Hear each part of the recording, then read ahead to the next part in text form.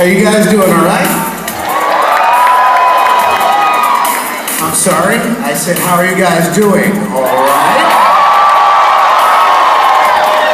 That's what I expected. Are you guys ready for your favorite Walking Dead stars? Are you ready for your favorite Walking Dead stars? I believe so! My name is Nelson Faraday Castro on behalf of MegaCon 2014. I will be your host and moderator. You guys don't want to see me, you want to see your favorite Walking Dead stars! Am I correct? Alright. Then without further ado, let's get moving. Alright, now you know this handsome fellow as Mr. Glenn Reed. That guy goes to show that Asian fellows make very good leading men, and that they can kick some serious butt, am I correct? That's right. Will you please welcome to the stage the fantastic Mr. Steven Yeun!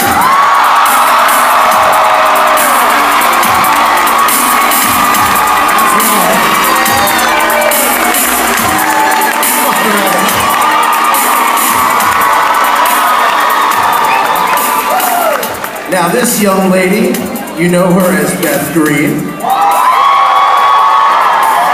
She's been having some serious sexual tension with Daryl so far.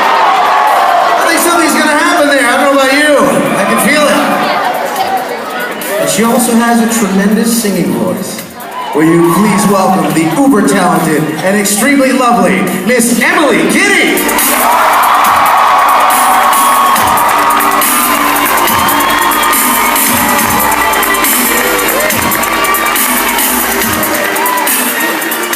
Now this beautiful young lady was a transplant from Woodbury. But we pulled her over to our team, and I think now she's become a fan favorite. She's fantastic, and I know you love her all. Please welcome Mrs. Saniqua Martin Green, and you know her as Sasha.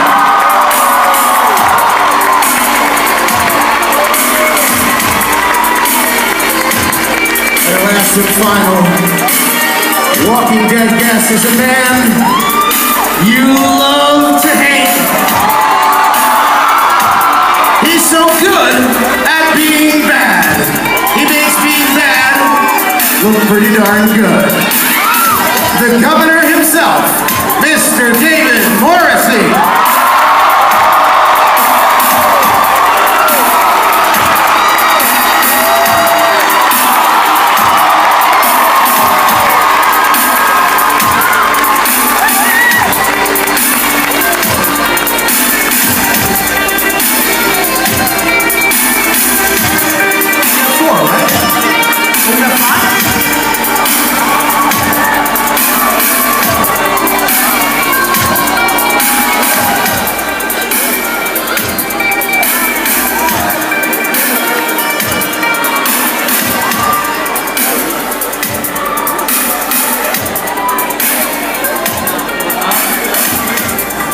You know, we had a cancellation before.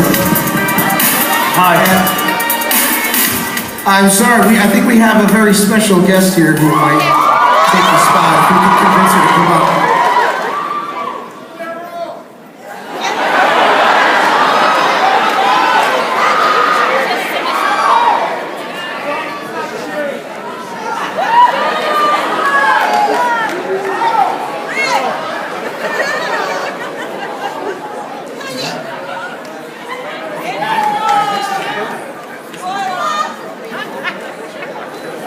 All right, this woman,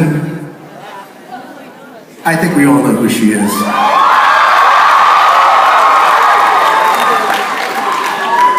She's really good with a sword. Oh yes, will you please welcome the lovely Denai to the stage.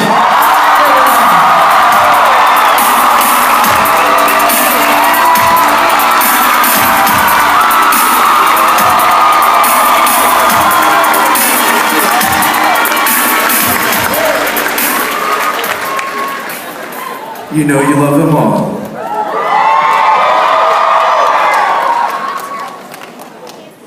All right.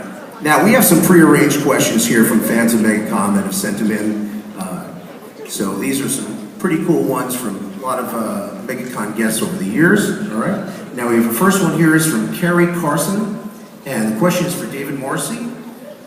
What was it like going from lovable Jackson Lake in the Doctor Who Christmas special to the sadistic, pure evil governor?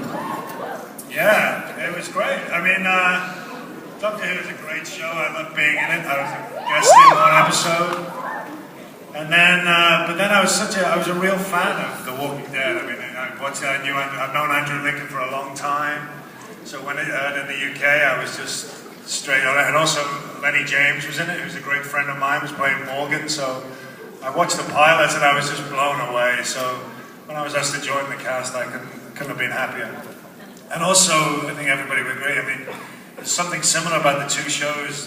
David Tennant and Andrew Lincoln.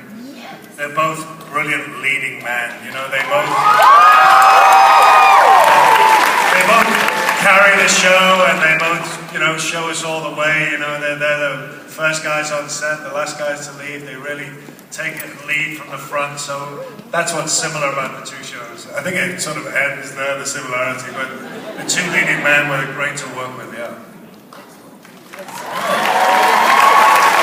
This next question is from Aaron Lozano, and the question is also for you, David.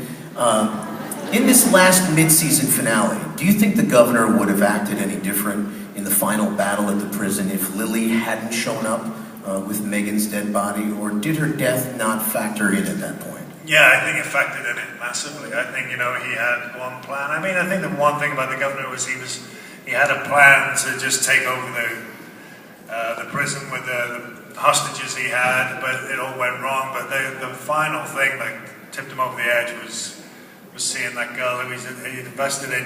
He'd sort of had this thing with Penny, which had, been very tragic for him, and then he manifested that into Lily as well. And I think it was, I think that was when she brought about the girl, and that really tipped him over to the edge. And I think that's what that red mist that the governor has when it just comes down and he takes no prisoners. That's when that happened for him. Yeah, definitely.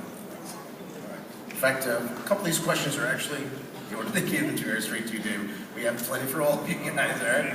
I'm sorry about this, all right? Now we have, this is from Rose. This is from Rose Duncan. This is also for David. Were you disappointed In any way at the final end of The Governor? No, I thought it was great. I mean, the one thing about The Walking Dead is we all know that, we see our friends going all the time. We know that no one's safe. That's part of being on it. And it's really hard for all of us when we lose our friends, and that happened in all the seasons. So I sort of knew that was coming. I didn't know how it was coming. And I thought, the way I was when I got those episodes, I was just so over the moon about it. And I mean, Scott Gimple, who's now the showrunner, he's sort of, they don't let us know that much in advance, but I knew there was going to be an episode with just me in the heart of it, and then there was another episode, and then that final episode. So if you're going to go with a tank, you know what I mean? Go out with a tank, that's what I say. But no, it was a very, like always, when, and then Scott, that whole thing with Herschel, and I love Scott, he's one of my best friends, so it was really hard, and for all of us, whenever that happens, it always sounds a bit weird when you talk about it as an actor, but it's really true. I mean, you're losing people who you really bond with, and I think on this show more than anything else, because we go through it, down there in Georgia, it's a wonderful place to work, but it's also tough, the weather's tough and the conditions are tough, and we're always, knocking 10 bells out of each other or fighting with each other, and that takes a lot of trust between actors, and you're gonna go at someone with a sword, you need to know that this person is a wonderful person, so it's great to know that, You need to be able to fight with people and really trust them, and sort of, that they'll support you and stuff like that. And that's what the show has, is really great love, and not just with the actors, but with everybody back behind the camera. There's a lot of solidarity. So when we lose actors, or some of the crew go on to other shows, or whatever it is, it's really tough for us. It really is. It's like losing friends, and for the person who's going, it's terrible. It really is.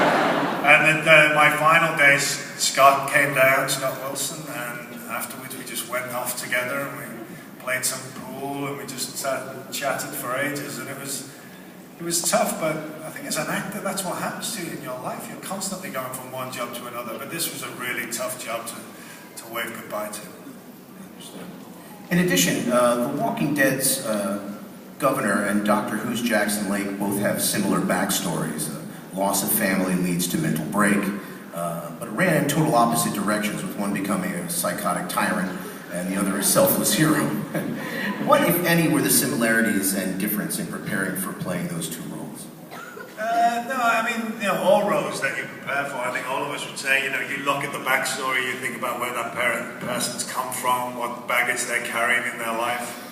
I think the difference really with us is the whole human race is facing a problem, so any other show you look at, you think, what's my character's problem, what's he facing in the world, what are his demons? In The Walking Dead, there's a sense of solidarity about the human races. They're all just trying to survive as best they can. So that thing that they all have that one objective, I think what makes the show stand out.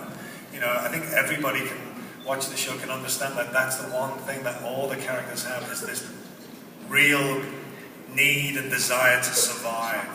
And the big question that everybody asks when they're watching the show is, what would I do in that situation? And that's what gives the show its frisson, I think, the audiences. They're constantly thinking, would I do that? I wish I hadn't have done that if I was in that situation, or whatever, but they can identify with it. But as far as preparing for character is concerned, it's always the same. You just start with your backstory. And this one's from Stephanie Baumgartner, also for you, David. That's the way they came. The line on the line. I warned him already earlier. Sorry about that, folks. There's plenty for everybody. All right. Do you think that the governor could have ever decided to let the revenge go and just live the new life he found with Megan and Lily Rose? You don't want the governor to let the revenge go. I mean, that's not what he does. What's that? That's not the governor. No, there's no way the governor, that's what I loved about it, was sometimes you thought, oh, he's going to let it go. He's going to let it go. He's discovered this little girl and their family in an apartment. He's going to let it go. He's never going to let it go.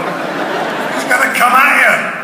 No, but that's what you love about him, is you constantly think there's going to be a good side to him, and then, I don't think the show never thought that. No. But, I think the audience did sometimes. No, he's hell-bent on revenge up to a certain point, All right. This one's from Demian Watson, and this question is for all of you. What part of your character are you afraid of? Are you afraid of the most because it's too close to the real you? Could you repeat that? What part of your character are you afraid of because it's too close to the real you? It's not me. I think we need a therapist couch for this question. That's a good question. I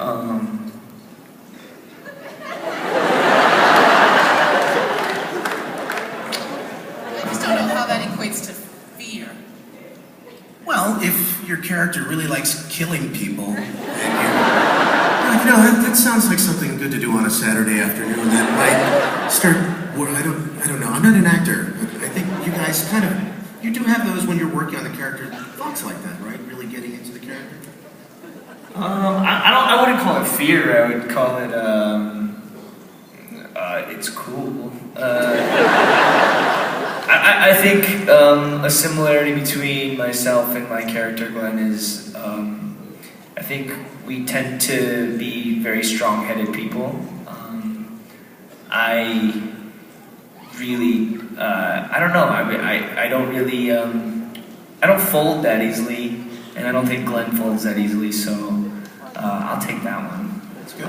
I think the other thing though is that we all like to think of ourselves as what we would do in a situation. We always like to think of ourselves that when the chips were down, we'd step forward and defend people, and that if it all went wrong, that you'd be the guy saying, "Hey, hang on here." You don't know what you're like. So the whole thing about the show is you look at it's people at the very edge, and people behave differently when they're tested. So. There's my hero self that would like to perform something, but I don't know. Nobody knows until the situation happens. You feel like you would like to run away from a crisis, but sometimes you're running towards a crisis. You never know. So it's very easy to judge people from a distance, and you don't know until you're in that situation. So that's very important. Right, I think, just like you said, I agree with you, and just like you said, you know, it's really cool. It's not necessarily fear, you know. There are definitely similarities, I think, with all of us and our characters. Our characters, in a sense, hold up a mirror to ourselves in small ways, in just a few ways. But it's like at the point of the most pressure, that's when people are the truest, you know, to themselves. And all the characters in this world, you know, they are at the moment of the most pressure. And so, and they're all, you know, heroic, except for, That guy. but anyway, yeah, perspective, right? But anyway, yeah, I think for Sasha and I think it's about, you know, she puts on that tough face. She's honestly strong. That is what she is, but she also does put on that tough face, and I think that is something that I share with her. Don't know if I'm afraid of it, like we said, but I do think we are similar in that way, yes. I guess for me and Michonne is she's more like this than me. I think if Michonne and I went up against each other, Michonne would win. But Michonne, like kind of like what Steven said about Glenn, she did not go down without quite a fight. And I'm somewhat similar, but just not in the same manner. I don't walk the streets with a sword.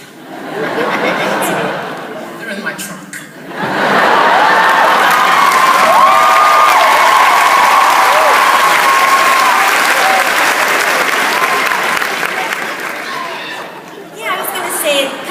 What everyone said is it's not so much being afraid, but sort of it's sort of fun to dive into parts of yourself that you don't normally get to show or get to express. But I think there's a lot of things that are similar between me and Beth. Just in we both obviously love music and singing, and there's also the upbringing. I was also raised in a little small farm town and pretty religious family, and I had sisters, so I really have related to that relationship that, you know, me and Lauren or Beth and Maggie have. I've always felt like I could draw from my own relationships with my sisters to add that into that. Yeah. Right. There are so many of y'all. Can I just say that for a second? There's so many of you. Hi, everybody. I came out like, yes. Hi. I think they like you guys. We love them. Right.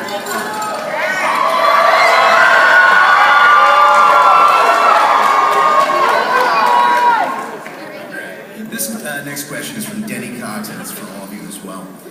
What has been the hardest scene for you to do during the time with The Walking Dead? During your specific time, the hardest scene for you? Yeah, that was hard. The final scene of mid-season finale, yeah, that was really hard. Emotionally, but physically as well. But it was really hard. There was a lot of tears around that week, really, when we were outside the prison. That was really tough. Yeah, I agree. Even though I didn't have to do much but react to what you guys were doing. But I thought that scene was really hard for me. It stuck with me for a long time. It's, you know.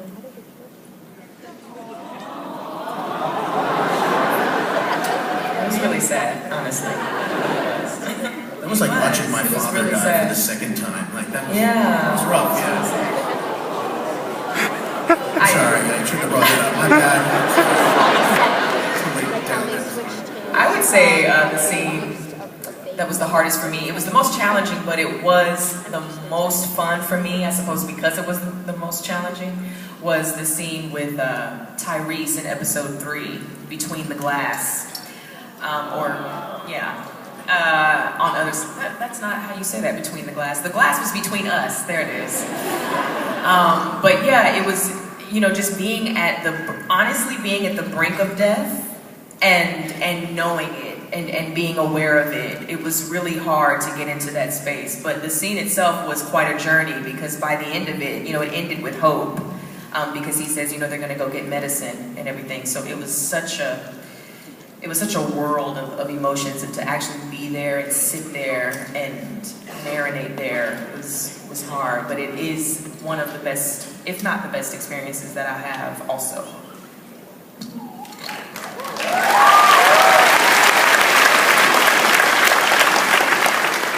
Now, this is from Sebastian Cohn, and this is for all of you as well. On a show where no character is safe, and in any episode could be your last, do you find that helps add to the urgency of your characters? Do you feel the same, this could be it panic as they do? Do we feel the same panic as they do? Well, no, I did. I mean, I've never seen a show that's been chopped, where characters have been literally cut almost every week. Characters that people really like so that was one. So do you feel that works into your characters too, because the urgency situation? Oh, is I see what you're saying. Sure.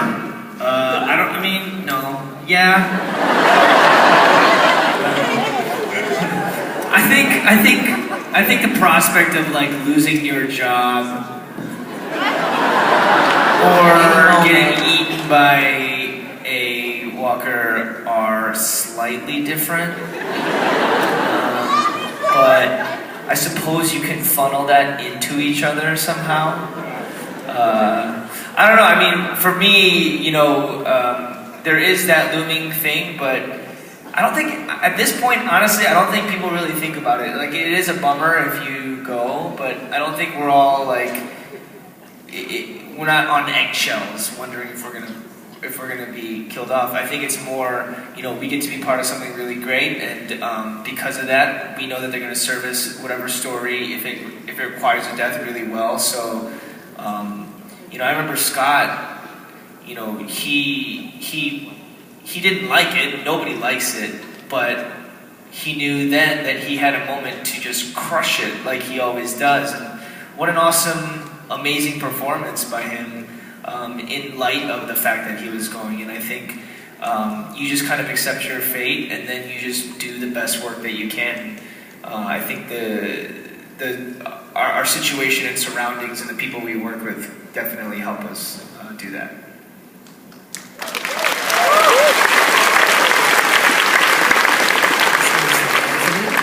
Questions for all as well. What have been the ups and downs of doing this series from an actor's standpoint? He keeps looking at me. We're like, you've been here since the beginning. I think there's, I mean, the ups are very obvious. I think, personally speaking, from my standpoint, I got to join a show like this when it was the beginning of my career, and it is responsible for my career that I have. And along the way, I got to grow a character as an actor, grew. And I got to work with such amazing talent, and I got to work with such amazing people that teach you good habits. You hear all these stories, even in the public, about how people might not have the best of habits on set, or they get inflated egos or whatnot. But on our set, it's really not like that. Everybody's really great, and it starts from top down, but then it also embodies itself all throughout. Like, everybody is very down to earth. Everybody's there to do such good work, and I've learned amazing habits. So for me, those are the serious ups. The downs is, again, having to not be able to work with some people after a certain time. So that's for me. I think one of the big challenges is time. You know, we do an episode will be an 8-day shoot. And there's a lot in those, you know, as you know, with the episodes, there's a lot to do in that 8 days. So from an actor's point of view, you've got to be coming to a set prepared. You know, you've got to be coming to a set, knowing your lines and knowing vaguely what you want to do. And you can't do that thing of getting to the set and going, oh, I don't know what's my line. You've got to be prepared. The rest of the team are prepared, and you've got to be prepared. And I think that's, I mean, everybody on the show has that, both in front and behind the camera. But time isn't on your side with a show like this. You've got to do a lot of work, and you don't get thousands of takes in a scene, you know. So you've just got to be on it, really, right from the minute you arrive on set, and everybody is. So it's great. We thank you. There's definitely many more ups than downs, for sure. Sharon Medina, and this one is for all as well. This is one that I think really doesn't affect any of you guys, because it said, what was it like to die on the show and come back as a zombie, and did you enjoy coming back as a zombie? I don't think that really affects any of you guys. You didn't really get to come back, did you? No, I got shot in the head, so no, that was it. No, we didn't have to do that. I've been around though when, you know, I always remember that scene between Merle, Daryl, Norman. That's amazing. That's an amazing scene, and you know, they were both fantastic in it. So seeing someone you really love and worked with so long turn around and have those eyes, I mean, that's so horrible, you know. All right, this question is from Josh C., and it's for all of you as well. Do you have a particular scene or line that you identify as your pinnacle moment on the show? Glenn is the chair. The chair scene for sure. I think that was when he just kind of.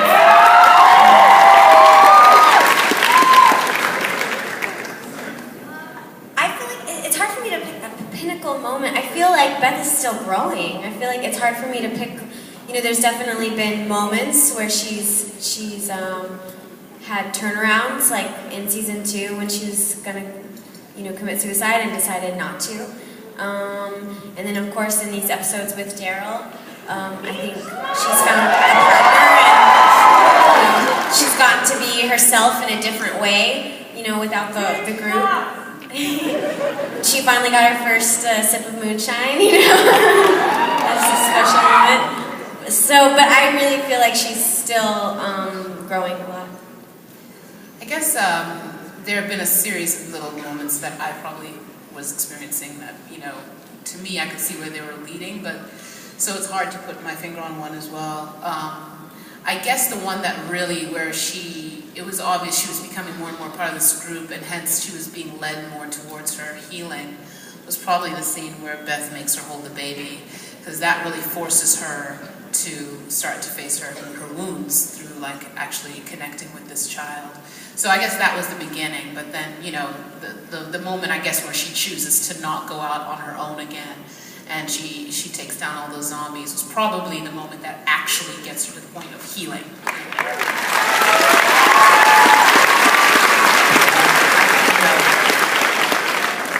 Fantastic scene, by the way, I must say. But yeah, I agree with both of these ladies. I think it's hard to state just one, you know, pivotal moment. I think for Sasha, one of them was the scene with Herschel in episode 5 when she wakes up and she's survived and she thanks him, and because it was the beginning of her seeing more to life than just plain survival, you know. And then another pivotal moment was when she's alone in the warehouse and realizes the depth of her mistake to be alone. And also then the scene that directly followed with Maggie when she says, you know what, I'm gonna face this. I'm not just gonna survive, I'm gonna live.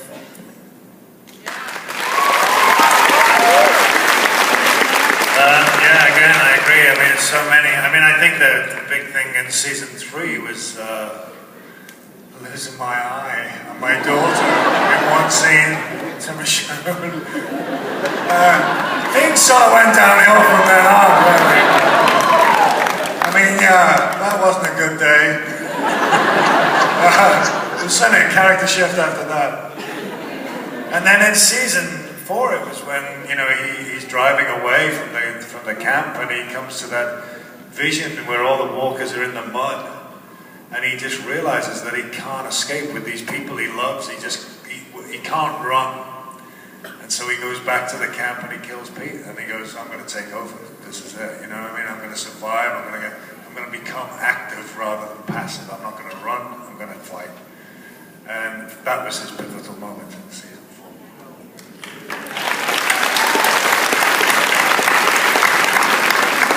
This next question is from Marie Tolsman. This is for Stephen. Do you ever start missing your baseball hat? Yeah. I do. It was nice to not have to just wake up and then put a hat on. That was nice for work's sake. I don't know. You know, I think that was the hat's not gone. I think in the last couple seasons, it just kind of signifies, you know, this growth that he's gone through. I don't know if it was, you know, it's not such a hard symbol per se, but you know, maybe if he finds like a Detroit Tigers hat, he'll put that. There's people from Detroit. Yeah. Let's make that happen. This other question is from Sammy Payne. This was for you, Stephen, and Lauren, who could not make it here today. She is missed. Do you think Glenn and Maggie would have reacted differently to the zombie apocalypse if they did not have such a strong romantic bond? I mean, I can only speak for myself. I think Glenn, in this particular position that he's in, you know, I get this question, which is like, do you ever feel Glenn is a better person post-apocalypse to pre-apocalypse, that he's reached more of a potential? And I can see that. I think, you know, in the previous world there was certain things that happened in his life, I'm sure, and also the way that society functioned, where he just kind of was fine with whatever he was doing. He didn't have to really push, he didn't have to do anything, he was just he was fine just being who he was. But then, you know, you take that away and you then see what someone's really made of, and I think that's where Glenn really shines, is that you strip away all the conditions of like the safety of life, and then you see that Glenn is actually made of a lot more than everybody thought. And I think he sees that, but it only came from the fact that he had a reason to live. In the last episode, spoiler? It's not a spoiler. He says to Tara, oh wait, no, that didn't happen. That was close.